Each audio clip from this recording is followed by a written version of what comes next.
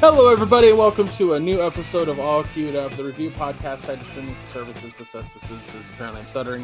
Like Netflix, Amazon Prime, HBO Max, Disney Plus, etc., etc., etc. I'm your host, Greg Dietz. With me always is Maya Dunn Fisher. How has your week been? It's not been the best.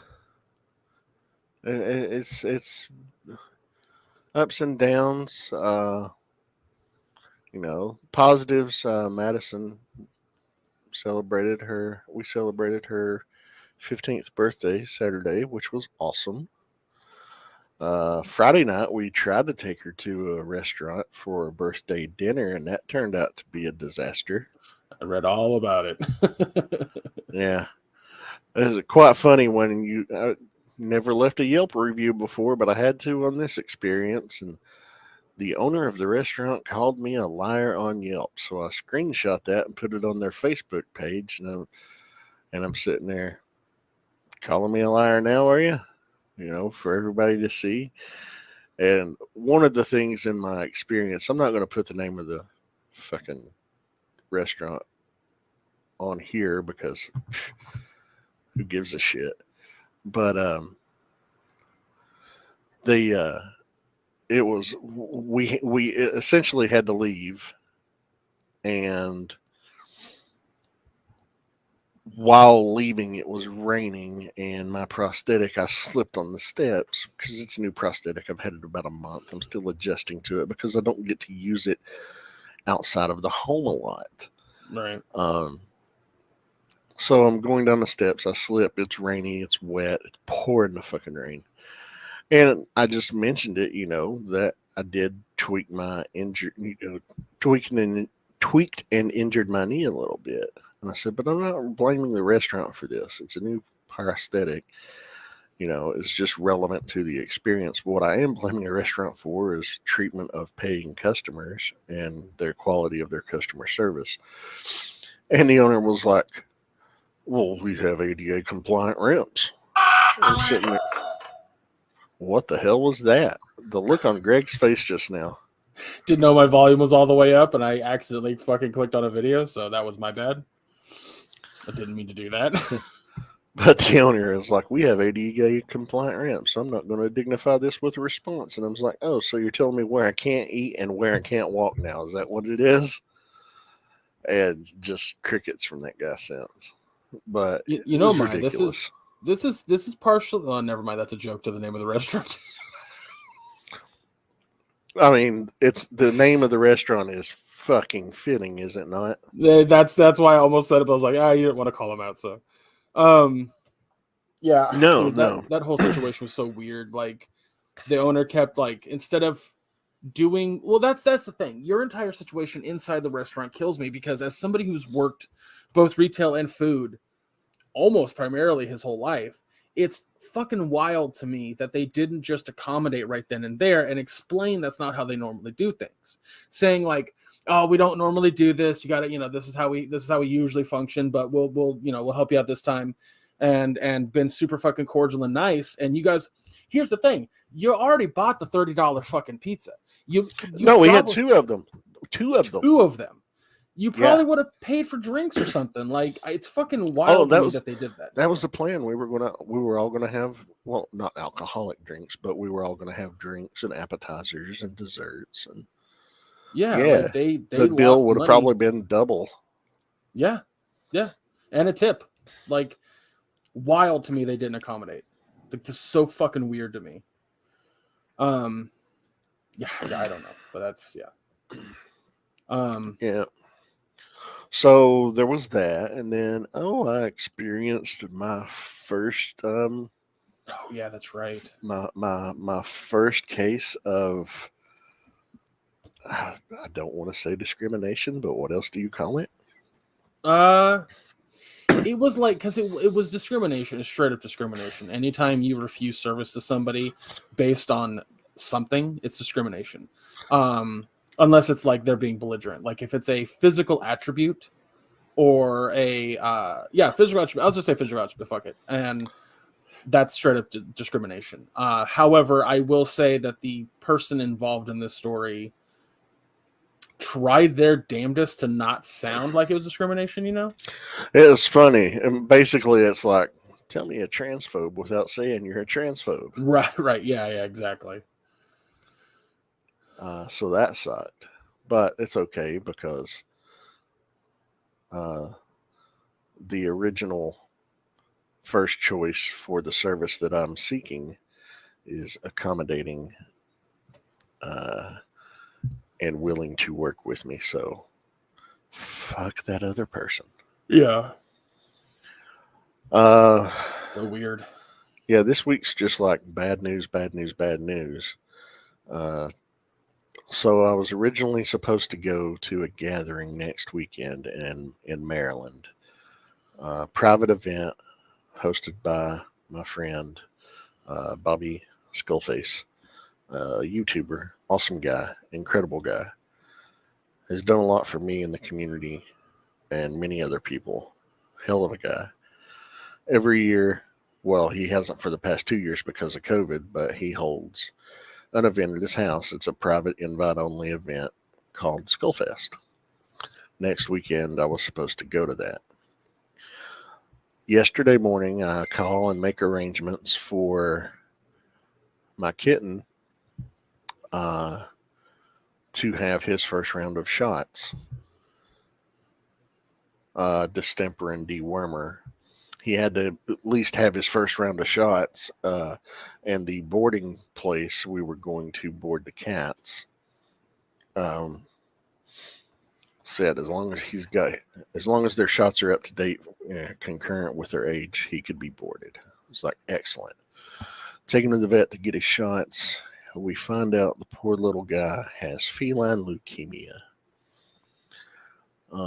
10 weeks old tomorrow, and we find out he's got feline leukemia, which is not a death sentence, but it does mean he's more susceptible to illness. He's more susceptible to infection, more susceptible to kidney problems, more susceptible to tumors and cancers. And we just have to give him extra special care and be extra attentive to him, be very mindful of his condition, and get him to the vet if there's any problems. The downside of this is because he has it, he cannot be boarded. He's a 10-week-old kitten. I can't leave town for 4 days and leave him by himself. Right. So unfortunately, we had to make the difficult decision that we're not going to be able to attend Skullfest, and I'm not going to be able to see friends, people that I love and care about that I haven't been able to see since October of 2019 that I was so excited and looking forward to for several months now to see. I'm not going to be able to see, and it's crushing because you find out, yeah, this sucks. This event that you've been hyped and excited about for months, now you suddenly can't go, and it sucks. And it sucks because my kitten is poor little guy, innocent little kitty. What are you doing, boy? Who is just a little fighter. His name is fitting, let me tell you. You know, we worry for him. We worry for our other cat, because even though she is vaccinated, there's still the risk of her contracting it in the future. So we have to be careful with them, and it's just been a Wait, feline leukemia is like contagiable? It is very contagious, but it's primarily only contracted from one cat to another through bodily fluids like blood or saliva. It doesn't live very long outside the body. The vet said most likely the mother had it, and they contracted it from the mother through nursing and her bathing them, is most likely what has happened. But he can still have a very long life because there are cats that cats that live with it for years. It's just if he gets sick, it's going to be rougher on him. But yeah, he's sitting here playing right now. He's just full of energy. Can't show them off today because I'm not on camera today. I'm not camera ready because I've, whew, with all the bad news and the bad things that have happened in the past week, I just didn't feel like getting all glammed up today. Yeah, no, I understand that. But, Madison, she's been stressing out all week because she had to take her history SOL and her algebra SOL. And she's virtual, but she has to go to the high school to actually take them. She takes her history SOL tomorrow. But she took her math SOL yesterday. She passed it. Uh, she was a crying train wreck for 2 days and just worried. And she went in. She's like, it was easy. And she passed it. And I'm proud of her. I'm happy for her. That's the other bright spot of good things that happened this week and a week of a lot of bad things. But yeah, that's been my week in a nutshell. How about you? How have you been? Honestly, it's been relatively tame. However, my dad did start dialysis on what's today? Yeah, he started dialysis on Monday, which I don't know how to put it's good. It's a good thing that he started dialysis because his kidney functions are extremely low. But we're both learning a lot. This month it'll be 3 times a week, and then starting next month, I'll have to go to a clinic here where I live and start learning how to administer it at home, which is about a month-long course. So I'll be the reason that it's a problem is because I don't know if anyone listening to this knows how dialysis works, and if you don't, here you go. Here's your lesson. So in the arm, somewhere in the arm near a vein, they install a thing called a fistula. A fistula is designed to regulate blood flow in a certain fashion. When you go in for dialysis, they take this fucking massive needle, make a normal person faint. And they stick it into the vein right above the fistula. Then what they do is they take a certain amount of your blood out of your system and put it through a dialysis machine, which cleans your blood. Your kidney functions are entirely designed to clean your blood. If your blood's not cleaned, you get all these toxins in your body and can die from them. So that's essentially what dialysis does, is it cleans your blood. That particular machine itself requires chemicals. You have to use the chemicals with it to clean the blood.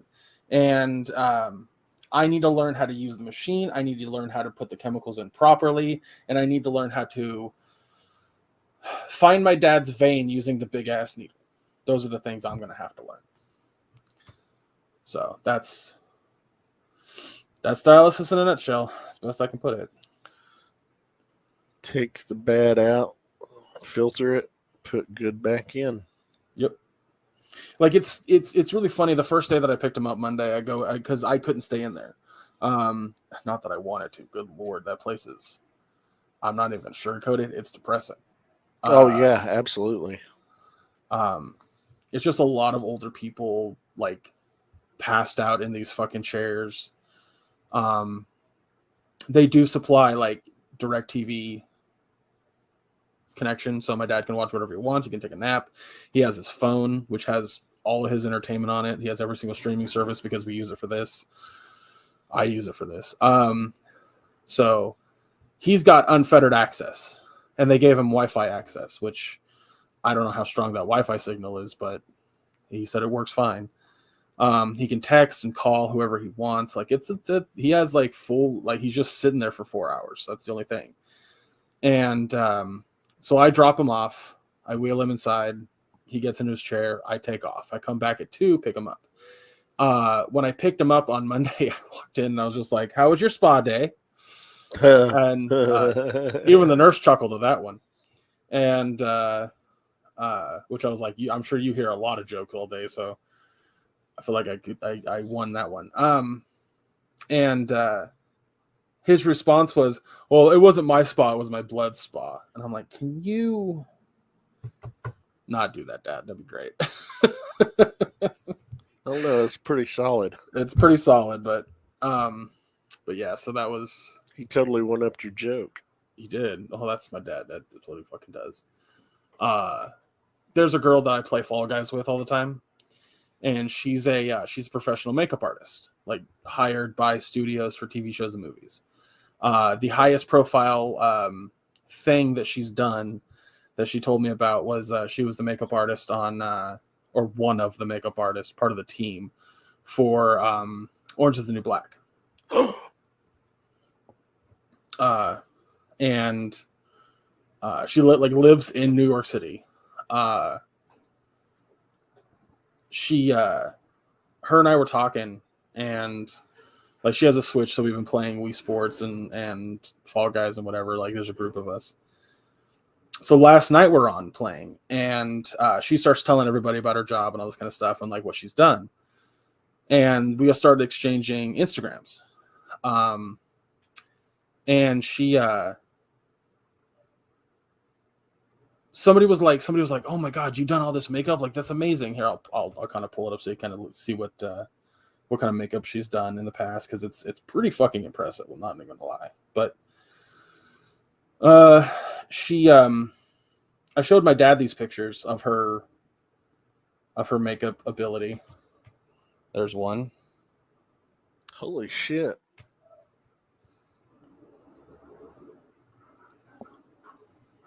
That's kind of bright. But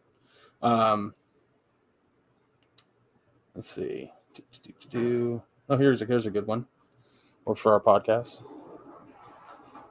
Number 5. Wow, so she's actually worked on the Umbrella Academy? No. These are just her kind of fucking around and posting. Yeah. That's just okay. I see what you're saying. I don't think she's ever posted pictures like from a set. I don't think she's allowed to. Probably not allowed to. Yeah. But here's makeup that she did on somebody else. God damn it. Wow. Yeah, prosthetics and everything.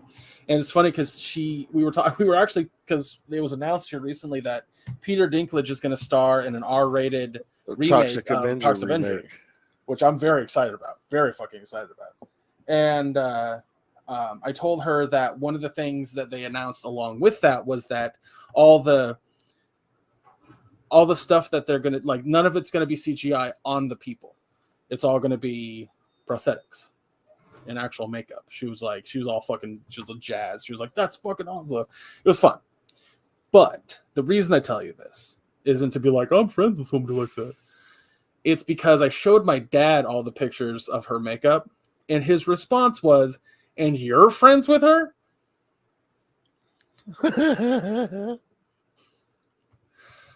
Oh my, thanks, Dad. Appreciate the vote of confidence there. That's funny. Yeah. So there's that. It's interesting, the dichotomy of like friends we all have, that like why we're friends and like backgrounds and stuff. I'd say that Fall Guys has been an interesting foray into like, oh, this guy lives in Florida and his history is fucking sordid. This guy looks like Clint Howard. Mm-hmm. Sure does. That joke killed me the other night. He's never gonna listen, so I ain't worried about it. I'm also not saying his name. Anyway, so yeah, hanging out with that, like I've been just hanging out with that a lot, and one of the things, because like you got to keep in mind, like his legs don't work. I have to help him everywhere. Like he goes from the front door to the car, which is approximately maybe 30 feet. And I might be overselling that. He gets the car and he is so out of breath and so winded that it takes him another like 5 minutes just to like swing his legs into the car. And his legs are so swollen lately that I have to help like lift a leg into the car. Mm. plus now dialysis. You have to keep in mind that is depressing for somebody to go through. Absolutely. It's not an easy thing to come to terms with. And I know that's how he's feeling. So my goal is to spend as much time with him as I can. Make sure that he's not alone with his thoughts very often. And one of those things is that we found out that we are exceedingly, frustratingly behind on Star Trek. I fucking love Star Trek. My dad is a big Trekkie, massive Trekkie. We haven't watched a lick of Discovery. We haven't watched any of, we finished Lower Decks. We're done with Lower Decks, but we haven't watched that. New Star Trek shows came out. Like we're gonna watch episode 2 today. We haven't watched season 2 of Picard, and that's how I've been spending my time with him. Is we're just catching up on Star Trek, and he's fucking loving it. Like, I know that he loves sharing that with me because we don't enjoy a lot of stuff together. Yeah. So the one thing that we do, I'm going to spend time with him on. As a matter of fact, after we're done recording this, I'm going to go watch the second episode of Strange New Worlds. Well, that's awesome. It's a fun show so far. But other than that, that's basically been my life, is playing video games with my friends in other states and or Canada. Normally both. Canada doesn't exist. It's a myth. Yeah, if that's the case, then where's my friend Rachel from? Not Canada? Newfoundland. That's okay.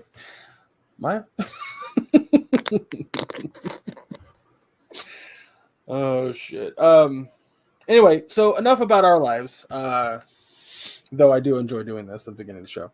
We're going to be talking about episode 7 of Halo, which will take 5 minutes, I think. And then we're going to have an extensive conversation about Doctor Strange and the Multiverse of Madness, because there's a lot to discuss on that movie. And I know that it's going to be a good conversation because I already know that Maya and I do not see eye to eye on this movie. So it's going to be fun. That being said, let's get Halo episode 7 out of the way.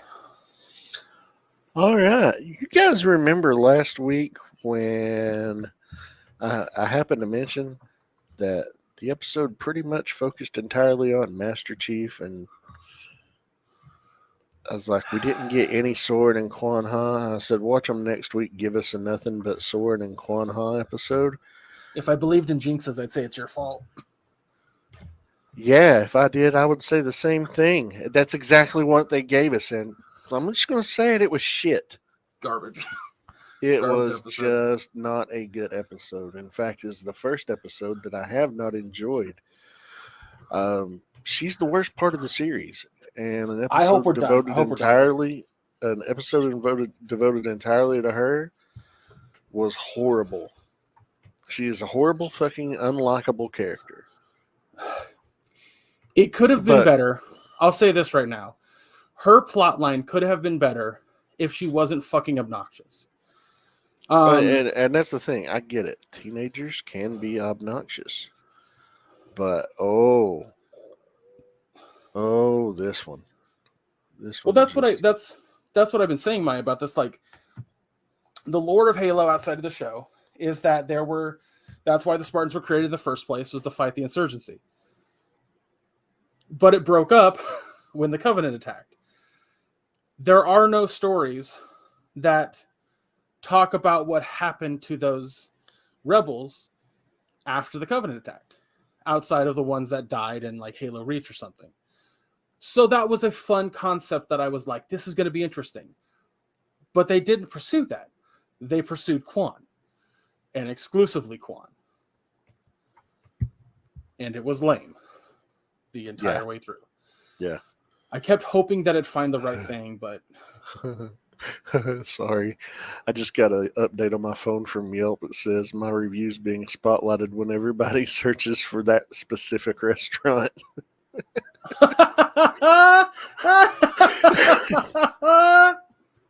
Awesome. That's fantastic. It is. All right, so just going to read a synopsis of this episode. It's called Inheritance. Um, says, and remember, these are user written recaps, so they're not always the best, but you know, this episode wasn't either, so I guess this is fitting. While Soren, having returned to the Rebel, engages in space piracy against the UNSC, Kwan ventures into the deserts of Madrigal to track down a reclusive tribe of mystic nomads, hoping for answers about her family's true purpose. The mystics reveal that when Kwan's ancestors settled on Madrigal, they were charged by a Forerunner AI, while with protecting a Forerunner portal that resides somewhere over the planet. Returning to her father's abandoned command outpost, Kwan finds old letters addressed to her great-grandfather seeking information on the location of the portal. Kwan is rejoined by Soren, who came back in order to fulfill his promise to Master Chief to look over her just before the outpost is surrounded by Venture, the governor, and his troops, looking to collect the bounty on Kwan. Despite being heavily outnumbered, Kwan insists upon fighting back in hopes of killing Venture and freeing Madrigal from his tyranny. While Soren holds off his forces, Kwan rigs the outpost deuterium power supply and detonates it by firing an assault rifle that the Master Chief had discarded during the Covenant attack. The explosion apparently kills Venture and his men. Kwan then pays Soren with money recovered from the outpost supplies to honor their original deal. They part on amicable terms, with Kwan determined to continue her mission and find the portal and take her position as its protector. Boy, that sounds a lot better than what this episode actually was. Yeah, a lot of it was a lot of her whining again, a lot of her I think my biggest problem with the whole Kwan storyline and the whole aspect behind it is that you have this bad guy, played by a great actor, by the way, who doesn't fulfill a good bad guy ever. You have this aspect of this entire fight where, hey, this planet was just attacked by the Covenant. And the UNSC is no longer pursuing any of the insurgencies or the rebels because we're all fighting this one common threat. And everyone understands that. Why the fuck is that not the forefront of this entire conversation? Why isn't anyone explaining this to Kwan? Or why doesn't Kwan understand it herself as she saw her father get stabbed by an energy sword from an elite? It is mind-blowing to me that Kwan was written and nobody went, nah, this doesn't make any sense. Yeah, considering everything else has been pretty good. Apparently, the episode that, because we're recording this Thursday, everybody, the episode that airs today is fucking amazing. And I'm like, yeah, because Kwan's not fucking in it. She was the only thing holding the show down. Straight the fuck up. Oh, I agree. Like, it's so frustrating, dude. Like, and it's boring too. Like, she goes to this whole aspect of like going into like a trippy fucking ancestor. It's weird, right? Like, and that's the other crazy part to me about it too, Maya, is that in her dream vision thing. Oh, after she drank the peyote tea? Yeah. She sees an image of a guy talking to a thing that, like a ball, right? That goes back into the well that he was standing in front of. In the games, that ball is a sentient AI named Guilty Spark. Well, the one in the game is Guilty Spark. I don't know if that was Guilty Spark. There's multiple of them. The whole point to the fucking Halos. Anyway.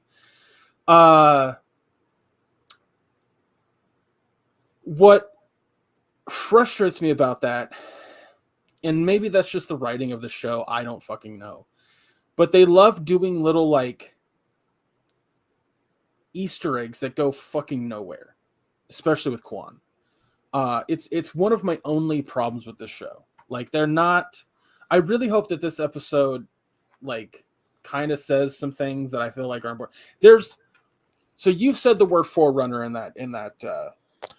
Yeah, which has not been actually spoken in the show. Right, which pisses me the fuck off that like the fucking whoever's writing that is saying this Whoever shit. wrote it up, they're saying, yeah. Saying the word forerunner is not as bad as it could be, because there's another aspect that I want the show to reveal in a very cool way. They have to. If they leave that thing out, I will be upset. You'll learn more about the Forerunner as we move forward in the show, I'm sure, because that's what that fucking device is. It's a Forerunner device. But anyway, what this show needs to do is start dumping lore. We have 3 episodes left, right? No. 2. Today's as the day of recording, and next week's the season finale. Oh, you're right. 7 and 9, or 8 and 9. Yeah. You're right. Sorry, my bad. I was doing math wrong in my head. I was like, well, this was episode 7. That means 7, 8, 9. That's what I was doing.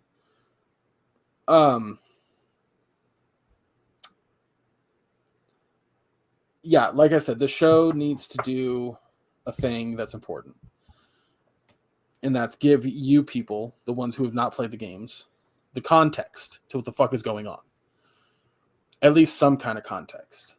And having an entire Kwan-centric episode that doesn't really mean much. Like, in the grand scheme of things, it doesn't mean a whole lot. Like, I want to say this as somebody who is adamant about judging something based on its own merit outside of the context of the games. Mm-hmm. This particular storyline is bad. That is not connection to the games in any way, shape, or form. I went to my brother's house for Mother's Day on Saturday, even though it wasn't Mother's Day, but that was the day everyone had off. And we were talking about the Halo show because my brother is in the same boat as us. My brother Josh, he fucking hates Kwan. Our little brother, Jeff, he didn't ever play the games, even though they existed in the same house he lived in, but whatever. So he doesn't know the lore at all. He was too busy jerking it. You could say that. I could say other things. He says out loud, you and Josh know the lore of Halo really well. I don't. So you guys judging the Kwan storyline based on that? And I went, time the fuck out. Who said I was judging the Kwan storyline based on my knowledge in the game? First and foremost, she doesn't exist in the games. She's not a character that exists outside of the show. Secondly, her storyline is just not entertaining, Jeff. It's just not good. And I think that's what's upsetting is it's like watching fucking most of The Stand again. You know? Like, oh, that's what her storyline is. It feels like most of what we watched in The Stand. You know, characters that just don't mean anything to the grand scheme of everything, but we gotta fucking pay attention to them for some reason. Yeah, all that build up and then just horrible execution. Yeah. Ugh. I was fighting to stay awake watching it, by the way. Fighting. Like sitting up, sitting forward, trying to fucking just, dude. Oh, I flat out actually legit dozed off 2 or 3 times. It was that bad. I mean, what I'm also do not like Kwan. No. What I'm also going to say that I sincerely hope, is that going forward, I'm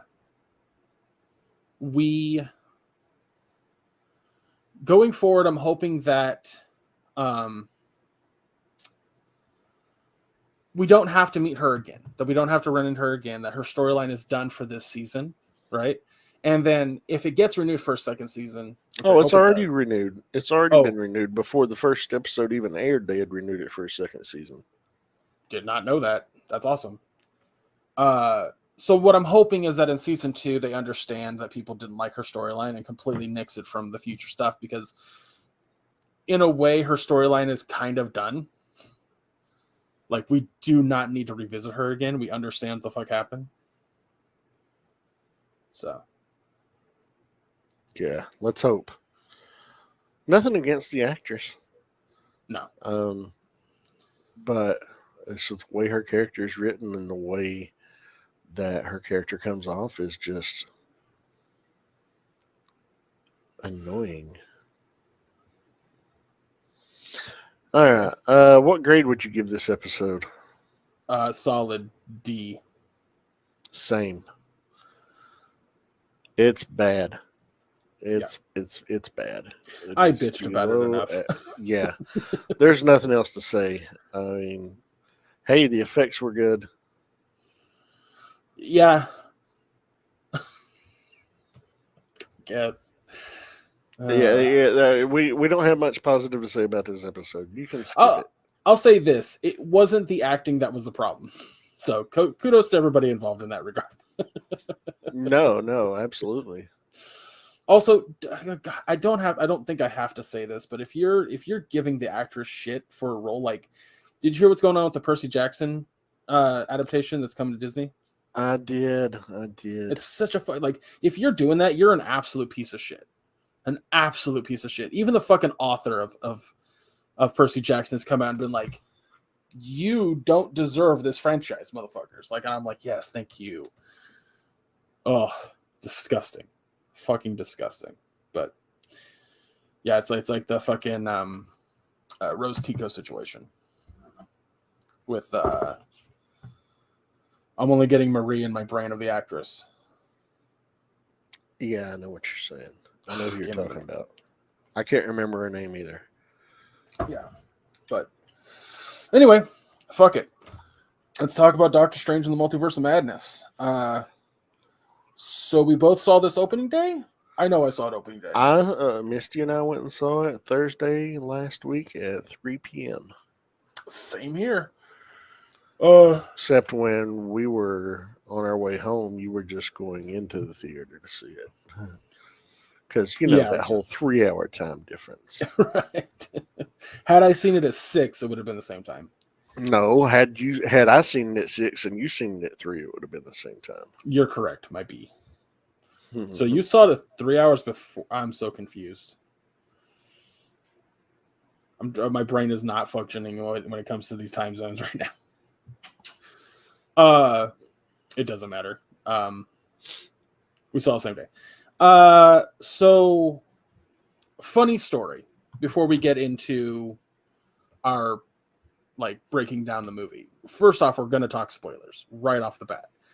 Do not listen to this podcast or the rest of it if you have not seen Doctor Strange and the Multiverse of Madness, because we are going to ruin it for you. Second thing, I had texted Maya when I was sitting in the theater during the in-between between the mid-credit scene and the end-credit scene. And I text her, and the response I got was not what I was expecting, because I'm a big fan of multiversal shit. Real big fan. Like, if you haven't seen Everywhere, Everything, All at Once, do yourself a favor and fucking see that excellent goddamn movie. That deals with the multiverse. But the response I got was not super positive, which was surprising to me. We have held off for a whole week between Maya and I talking about this movie, and I need to know what about it you were not a big fan of. Sam Raimi's fingerprints were all over the thing. Sure. I don't like Sam Raimi. I don't like his directing style, his visual style. So you aren't a fan of Evil Dead or Army of Darkness? Really? That's okay. Well, I thought those movies would be right up your alley. That's I mean, I liked Army of Darkness 25 years ago, but I haven't tried to watch it since the 90s. But Interesting. I remember there being a lot of silly and over the top shit in it. Yeah, that's the I'm whole sorry, point. I just didn't care to see Doctor Strange fighting Deadites. He I doesn't. did. When does he fight Deadites in the movie? Are you talking about towards the end? Yeah, I wouldn't call those Deadites, but close enough. and he also didn't fight them as much as he used them. Yeah, I'll say this. I'll say this in defense of your opinion, if that makes sense. I love Sam Raimi. I love his directing style. I love his the way that he makes movies. Drag Me to Hell, I think, is one of his best fucking movies ever made. But he also does a lot of practical, silly effects. see, the practical part I like. The silly aspect, just too much of it sometimes. I don't think that there was a lot of silly in this movie per se, not in the traditional No, sense. no, and I agree with that. The only silly, the real silly that there was, pissed me off. Well, if it's what I think you're thinking of, I'm going to say this. So, towards the end of the film, if you remember, because who's still listening to this if you haven't seen the movie or care to see the movie? Doctor Strange and MCU Doctor Strange and alternate universe Christine Palmer go to a different universe that's falling apart. Very similarly to how Supreme Strange's universe was falling apart in that What If episode. He goes to the Sanctum Sanctorum, to which Sinister Strange, as he's called in the marketing, has the Darkhold, and he's destroyed his world, and he wants more power, yada yada.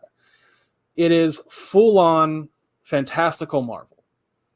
Then they proceed to get into a fight, and Sam Raimi went, "But what if musical notes?" And here's the thing. I love the setting for that world. I love how it looks. I love the idea behind Sinister Strange. I love all that.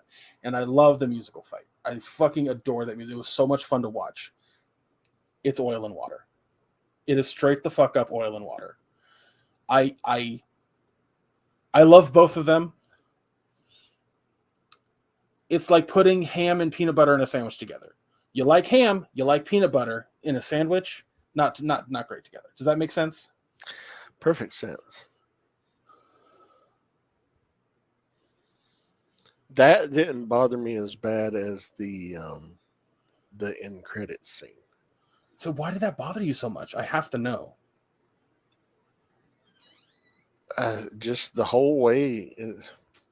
All right, for context, for those listening that may not be aware of it, about a third of the way through the movie, when Doctor Strange and America, how do you pronounce her last name? Is it Chavez? Okay, it is Chavez, not Chavez. Chavez. I was watching Young Guns. Doctor Strange and America Chavez. They are escaping the antagonist of the film, We can spoil it. We do we can Scarlet talk. Witch.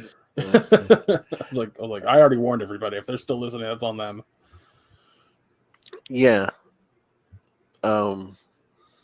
They get to a universe and she comes up with food, and that was one of his questions. He's like, "How do you eat?" And she's like, "Oh, here you go," and it's like some type of pizza balls. And he's like, "How'd you pay for that?" She's like, "It's free." He's like, "It's free." Yeah, most everything is free. Your world's weird. And then this guy, of course, comes up. He's like, "Hey, you didn't pay for those," and it's Bruce fucking Campbell. Who, don't get me wrong, I love Bruce Campbell, and I know he and Sam Raimi collaborate a lot. But my favorite works of Bruce Campbell are not Sam Raimi things. But that's a different conversation altogether. You ever seen Bubba Hotep, Greg? Oh yeah, absolutely. Love that movie. Anyway.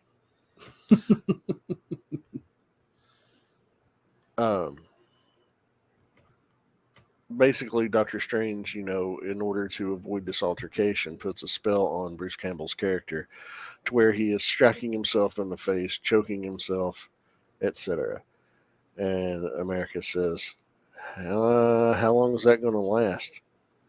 And Doctor Strange says, 2 or 3 weeks.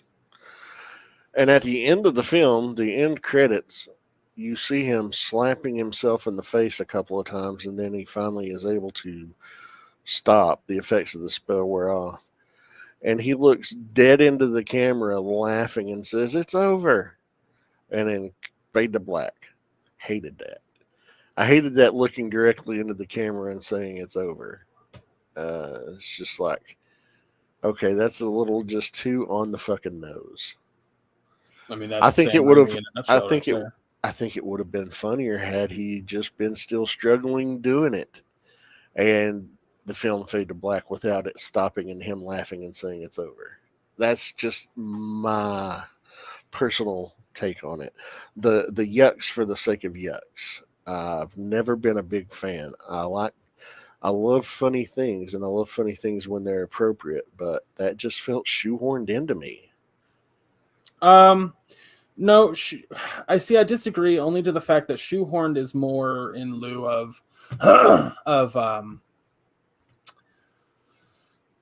trying to think of what was shoehorned into this movie that wasn't like the musical fight was shoehorned in. Yeah. And see that those Because that's at effects, the end. I thought were cool. The music itself actually playing the notes on the screen, I thought was a cool thing. I was like, yeah, okay, I can see that happening. It didn't bother me as much as it bothered you, I think. No, it didn't bother me at all. No, that's what I'm trying to say is I absolutely loved that scene. It was super fucking fun. The problem is that I feel like the setting around them, everything Yeah, leading up to that fight, it just didn't quite fit. yeah. And I think a Yeah, lot the of stuff, darkness versus the colorfulness.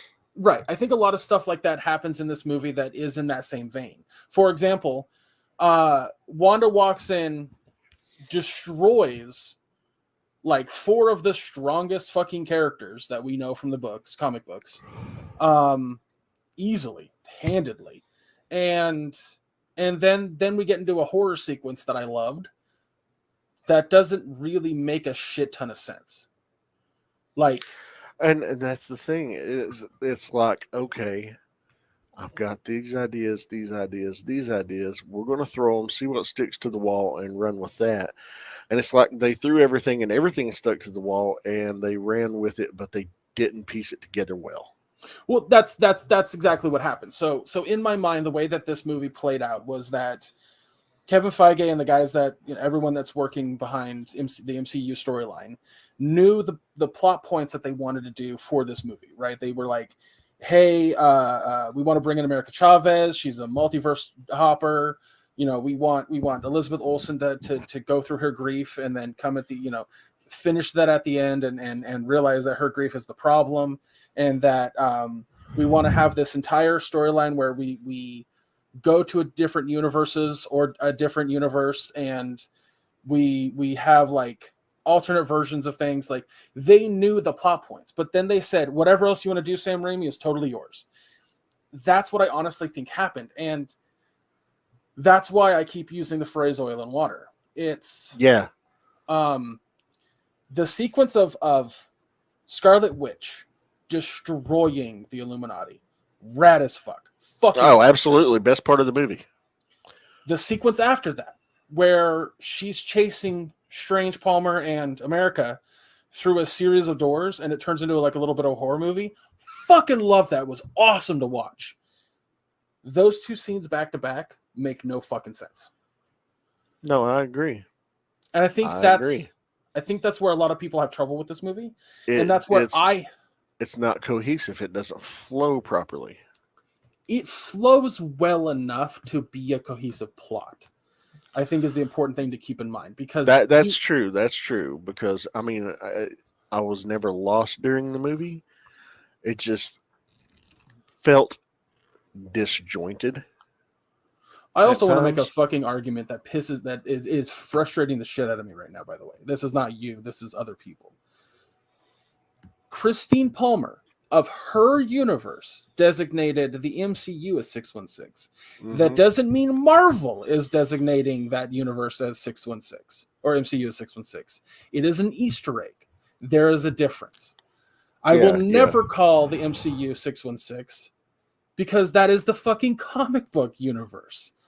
And calling them both 616 makes no fucking sense.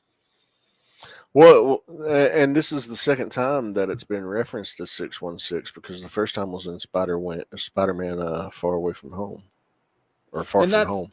Yeah, that's the thing. They're Easter eggs. They're references. That's it.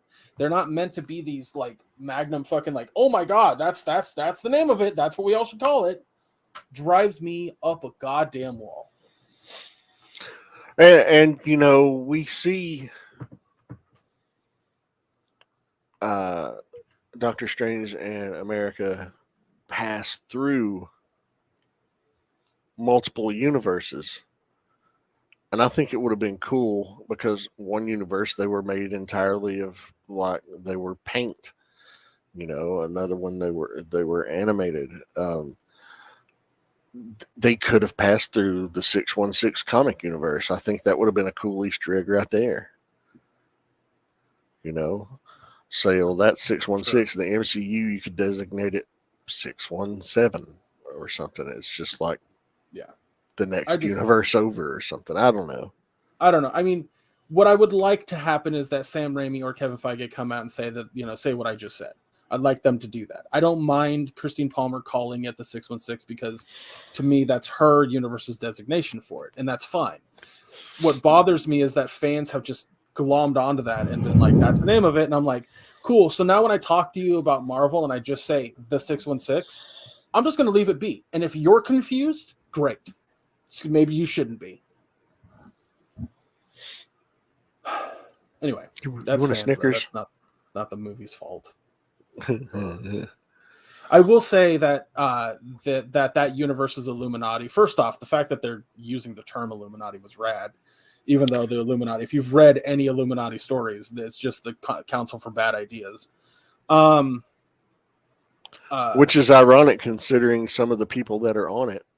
They're supposed to be the brightest in the Marvel universe. That's the point. Dude, when John Krasinski walked on screen and the fucking as Reed Richards, I was just like, oh fuck yes.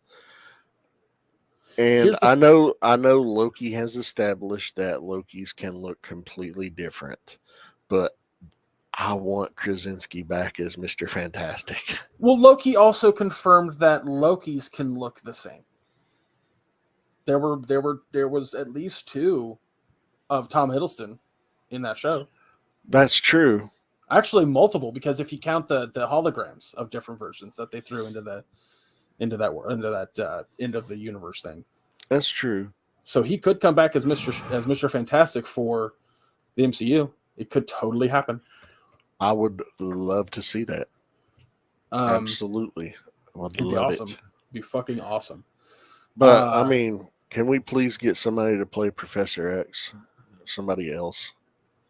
You don't like Patrick Stewart as Professor X? I think he's did 22 years ago, Greg. Look, Professor X is Patrick Stewart as Professor X has been easily one of the best casting decisions that any comic book adaptation has ever made. Straight up. I'm not disagreeing with that, but it's time to move on. He died in Logan already. I didn't need to see him die again. Well, this is a different one. I agree, and it was a cameo. But did you catch the little bit about when he came on stage or came on screen for the first time? Yeah, it was awesome. I caught that. That was cool. The animated series cartoon music. Yeah, I was like yes. Also, very funny to me that I could do this all day. 5, 6, 7, 8 seconds later, no, you can't. Yeah. You cannot. But that was cool that we actually got a live action version of Captain Carter from the What If. That was very cool. Yeah, that was I was very happy to see that because like that was easily one of the better What If episodes too. Yes, it was. Um, yeah, so that's the other thing that that people crack me up on is they can't different the types of characters that Peggy Carter and um, Steve are.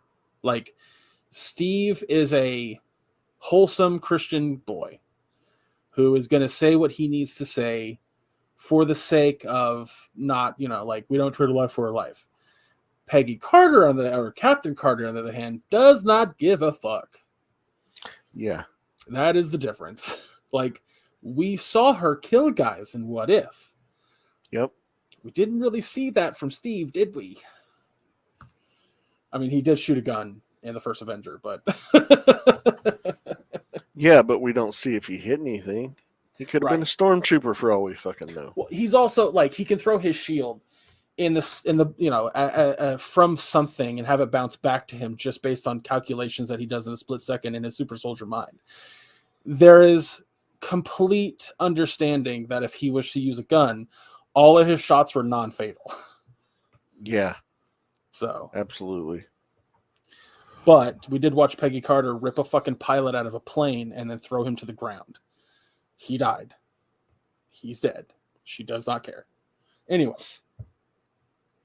Maria Rambeau as Captain Marvel was awesome. Yep.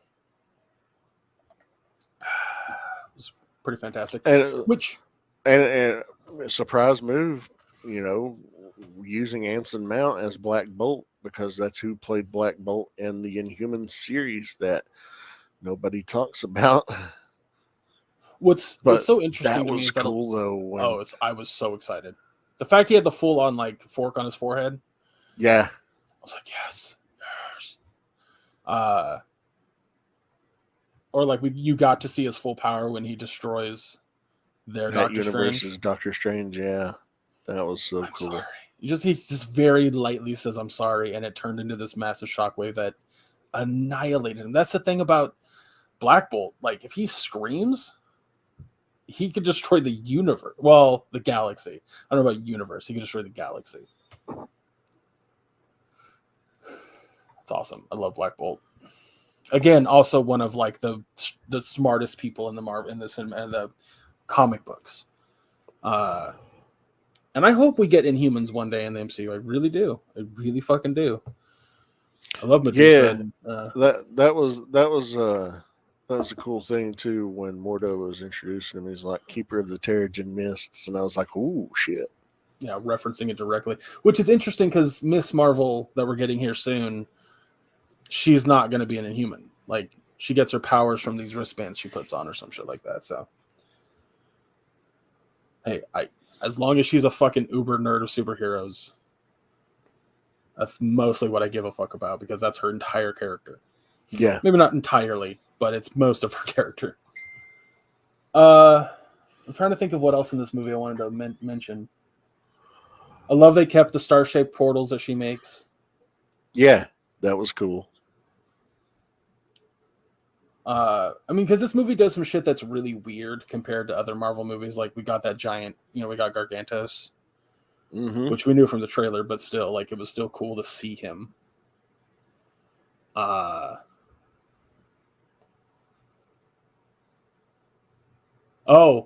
the mid-credit scene introduces Strange's wife, played by Charlize Theron. Yeah.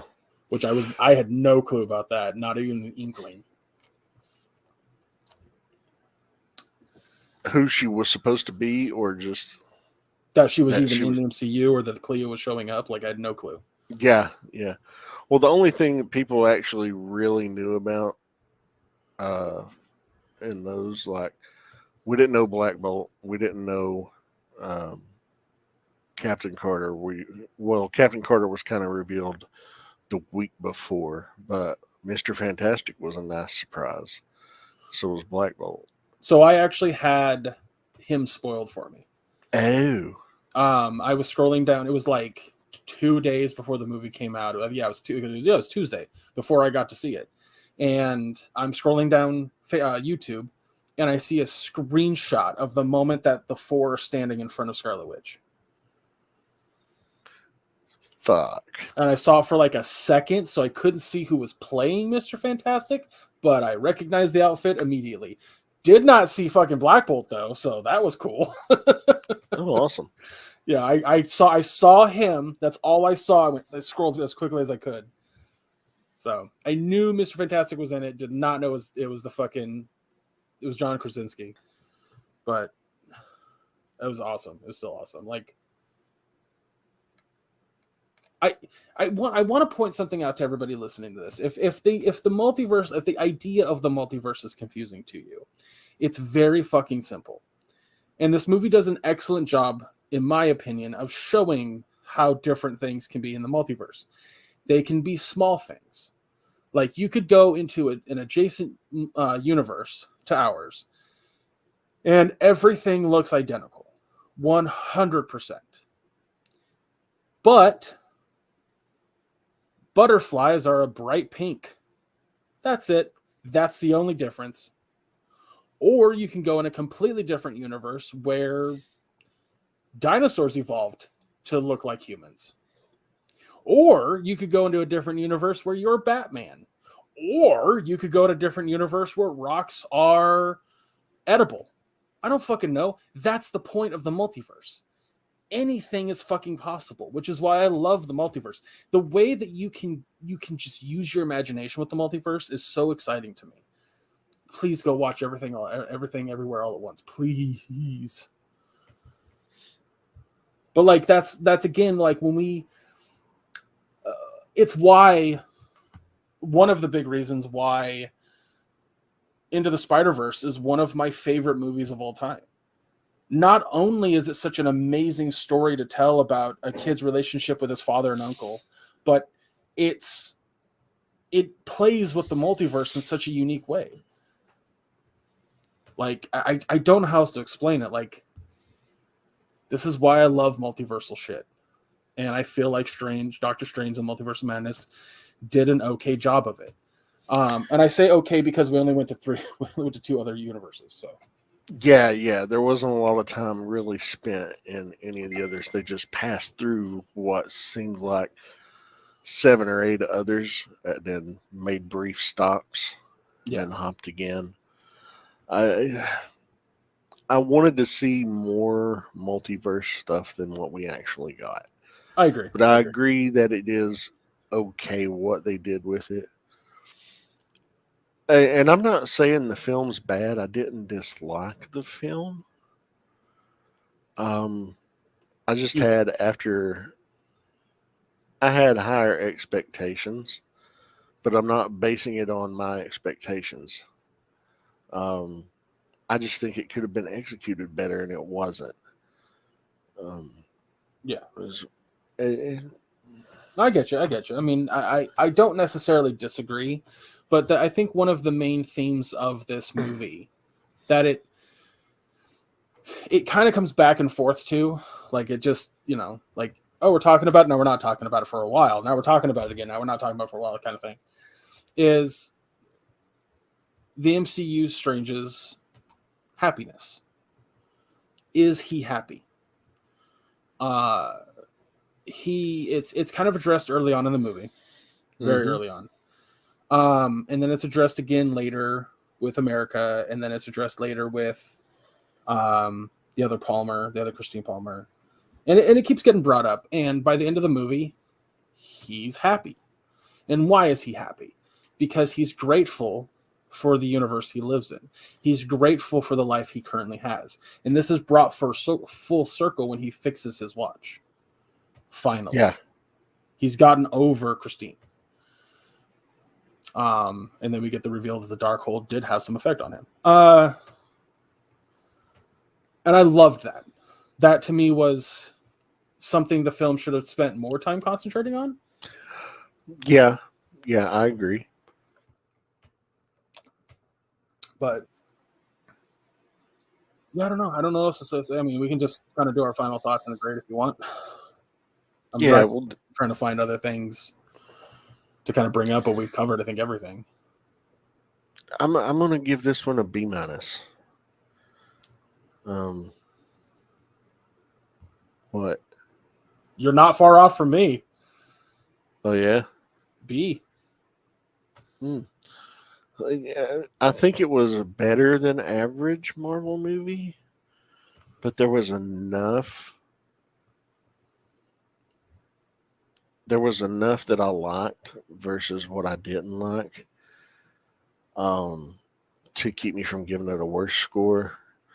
And there were some really good things that are probably up in my score a little bit higher than what it would have originally been. But after sitting on it for a week, you know, there's not a lot of dislike there, but there's a lot of good in the movie. But at times it feels very disjointed, and I don't think that's by design. I think that's because originally I think they said Sam Raimi had filmed about 3 hours. It was what the original cut was, and he Two had to hours and cut it 40 minutes. 2 hours and 40 minutes. So he Yeah. cut 40 minutes out of it because it Yeah. was, you know, but it probably would have flowed better had it been able to keep its length. But we don't know. Uh, it's not horrible, but it's not as good as the first Doctor Strange. Is it a worthy follow up to Spider Man No Way Home? No. No. And I think that's what it.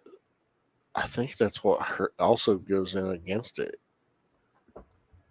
because it's the first one after No Way Home, and this is supposed to have. Well, I'm not going to necessarily say it was supposed to have repercussions from No Way Home. It was only mildly referenced. It's like, oh, we recently had some multiverse things with our Spider-Man, you know, Right. and that's about all the reference you get. But yeah, I mean, did you think that Scarlet Witch was going to be the quote unquote villain? No, I thought the way that this movie was going to go, at least by like trailers and shit like that, was that Steven was going to be in trouble for what he did in No Way Home. Exactly. That's the way it was set up. It's the way I Yeah. was looking at it. But I'm glad that I was pleasantly surprised. I don't know if the word pleasant needs to apply here, but I'm glad that I was surprised. I'm glad that I was completely blindsided by Scarlet Witch being the antagonist of the movie. I'm glad that I was blindsided by how powerful they were going to make her. I didn't see any of that coming. I didn't know, and so I was really happy that it was there. Because, like you said, I thought for sure that it was all going to be about Steven having to meet a multiversal Illuminati. Mm-hmm. I was kind of hoping that we see Jeffrey Rush pop up out of nowhere as the Watcher. I think that would have been awesome. But we didn't get any of that because it's, they already had the plot and they made the trailers intentionally misleading, which I appreciate. I genuinely appreciate. I say that because we've had years and years and years and years of trailers that give away too much of the plot. Oh, 100%. So having trailers be made that steer me in this direction while the movie goes this direction, please do more of that. I am loving the fuck out of that. I don't want to know the plot of the movie before I go in. I think that's important, right? I don't get mad if something is spoiled for me. Like I said, I had Mr. Fantastic spoiled for me. I wasn't mad. I didn't get upset. I didn't get pissed. It just happened. And with the age of the internet and how much I'm on the internet, it's gonna happen again. That's why I don't get mad. I don't let those things ruin a film for me. And No. I get a little bummed. It's like, oh, I would have loved to have actually been in the moment for it, but I don't get upset. You know what I'm saying? I'm going to go a step further into that. And I don't think they should have said or shown any of the Illuminati before the movie. No, I agree. I think the trailer should have been more misleading in regards to that whole aspect. Yep. Having Patrick Stewart come on screen and the way that he does in the movie would have been a lot cooler had he not been in the trailer. Yeah. But yeah, like I said, I gave it a B. I think there's a lot to love in this movie. There's a great story that progresses Doctor Strange as a character, which I appreciate. It felt like, you know, we haven't had a solo Doctor Strange movie in a while now, and to have his character finally have some closure, have some progression is fantastic. We also get introduced to a brand new character that will probably show back up when we eventually get the Young Avengers, and that's America Chavez. Um, Maybe she'll have her own Disney Plus show. Who's to know? But and she did a great job, by the way. She was fun. The one thing though, I did kind of. It's like when she finally, you know, for script purposes, learns how to control her power, it manifests itself into a punch. That was That's in the comics. That's okay. accurate. Yeah, she literally punches star-shaped holes to other universes. Okay. So that, to me, I was like, oh shit, that's from the comics. Her punching Scarlet Witch and creating those portals, I was like, that's interesting. That's new. But other than that, it was fairly accurate. I will argue this. Much like someone should teach Ezra Miller how to run, they should teach her how to punch. Just saying. Yeah. Because that was my only thing that was like, you're punching like someone who's never punched someone before. Maybe that was intentional. Who's to know? Her story doesn't necessarily say that she's learned to fight or knows how to punch. So maybe true. That was entirely intentional. But also having the closure for Scarlet Witch was really nice. Like, I think that's another thing about her character arc from everything that we've seen her go through, from, you know, Avengers 2 to WandaVision. She had closure on Vision at the end of that show, right? She got to say goodbye to him. It was over for her. Vision was gone, and she came to terms with that. But now she had a new focus, a new trauma, and that was the children she could have had. And I think she understood that. But that's the thing. I don't necessarily say that Scarlet Witch or Wanda Maximoff is the bad guy in the film. The Darkhold is the bad guy. Exactly. Arguably, Kwan could be the bad guy who created the Darkhold, which was said by Wong, which was, I thought was like a fucking excellent name drop. I was like, yes, Kwan, yeah. Dude, I love Wong. He's fantastic this whole movie too. Good Lord. Benedict Wong is his real name, which I think is hilarious. But yeah, I don't know. There's a lot to enjoy with this movie, like I said. And I just think that a lot of what makes Sam Raimi shine on his own doesn't mix with Marvel necessarily. Yeah, that's fair. That's fair. You know, there's things that he did in the first two Spider-Man movies that, you know, while I can still watch them from time to time, there are things that he did in those movies that I don't care for. Yeah, I agree. I mean, I understand what you mean, but yeah. Yeah, it's just like that might be why Spider-Man 3 is so bad. Because I know that Sony dipped their hand into what they wanted for that plot so badly. And it just, I don't think it mixed with Sam Raimi's directorial style. This is why I argue, like, his best movie is Drag Me to Hell. I love Evil Dead 2, Army of Darkness. Fucking love those movies. Watched them a gazillion times. Drag Me to Hell is his best movie. Straight up. Like, it is 110% his vision and his directorial design, and it works. It's super fucking fun. Like, I don't know how else I can say that, but any other thoughts on Multiverse Madness? No, I think I've covered everything. Yeah, same here. So if that's the case, we're going to go ahead and wrap it up this week. Next week, everybody, we're going to be reviewing episode 8 of Halo. And hopefully no Kwan from here on out. And oddly enough, we're going to be reviewing a movie that I have been told by multiple people it is a fantastic movie. This movie has a perfect score on Rotten Tomatoes. It has beat every other fucking movie. Like, it's number 1 in terms of rating. And very recently, after hearing about it 1,000 fucking times, very recently here, the movie that Nick Cage stars in that I think is great, The Unbearable Weight of Massive Talent, the movie is referenced 3 different times. So I need to put this movie in my brain bank because otherwise I'm going to go insane without knowing why it's so good. And that is Paddington 2. So Maya and I are going to review Paddington 2. According to what I read, you don't have to see Paddington 1. I'm going to anyway. But I think it'll be interesting to see if Maya and I agree with everybody else. But yeah, so episode 8 of Halo, Paddington 2.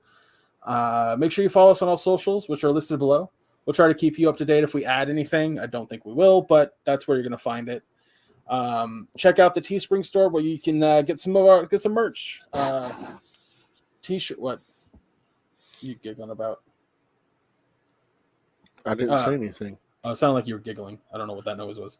I think my hand. I was scratching my nose, and I think my hand might have brushed up against the microphone. I apologize. Oh, it sounded like you were like snickering, like that. So that's what it sounded like to me, anyway.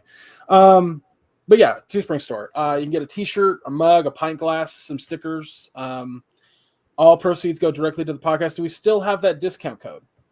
Yes. Okay. It's AQU15 at checkout. Yeah, AQU15 at checkout. Yeah, 15% off your order. And if you do decide to buy something from our store, take a picture, send it to us, either on social medias or our email, and we'll throw it up on our social medias and say thank you and show how cool you look with it. A listener sent me a picture yesterday of their shirt. They didn't send me a picture of them in the shirt, though. So I want to see a picture of you in the shirt, and we'll post it on our social media and maybe even feature it on here. Who knows? Yeah. I was like, we'll also give you like a big old thank you. A big old, absolutely. Big old thank you. Yeah, because honestly, like every time you buy something from there, it goes right into the cost that this podcast takes to keep running. So that's the most important part. Also, if you want to get a video version of the podcast, you can head on over to our YouTube channel, which the link is down below. And if you're looking to listen to more podcasts, head on over to the Nirvana Network, so you can hear a plethora of different shows with awesome people talking about the things they're passionate about. The link is also below on that. That's it for my notes. Maya, where can folks find you? You can find me on Facebook under my name, Maya Dawn Fisher. It's a public profile. It also has my Twitter and Instagram profiles linked to it. So if you want to follow me on either of those 3, it's the one-stop shop where you can do so. As for other shows you can catch me on, I'm on a show. It's a live action figure review show called Figure Bangin'. It's on the Realm of Collectors YouTube channel every other Wednesday evening at 8:30 p.m. Eastern Time. Interact with the chat, make jokes, and of course go over a figure, usually Transformers related, but not always. If that sounds something like you'd like to check out, go over and check it out and tell them that Maya sent you. That's me. What about you, Greg? Where can people find you? You can find me as Chub Rock Geek on all socials. I've mentioned this every week. Anthony he's going to be doing his own thing with that channel. It'll no longer be called Mission Start or Mission Start Tubes. It's going to be his own thing. We're going to kind of pack it in on doing video game talks. We had a long discussion the other day. We haven't done an episode since the video game awards, and it's just not like as much fun as I do have talking to him. It's not worth our time. So I think that's it. I think that's it for Mission Start. So I won't be having that on my notes anymore. But if you want to go check him out, you can still find the channel as Mission Start Tubes, I believe. Maybe not. I'll have to figure out what the new channel name is. But yeah, he's doing a whole thing with like fighting games and like a VTuber persona sort of thing. So if you're into that, go check that out. But I know that the podcast episodes that we've recorded are still up. But that's, it's a lot of old news that we've discussed. So I don't know if that's something you want to listen to, but it's there if you want to. It's a Mission Star podcast. But you can also check out my solo reviews on our YouTube channel. I really need to record a few of those. I've been kind of lazy about that, understandably so, with recent news of my father. So maybe next Tuesday I'll record a few of those. Who knows? But yeah, that's it, and that's all. Again, episode of 8 of Halo, Paddington 2. Thank you guys so much for listening. We'll see you next week. Take care, everybody.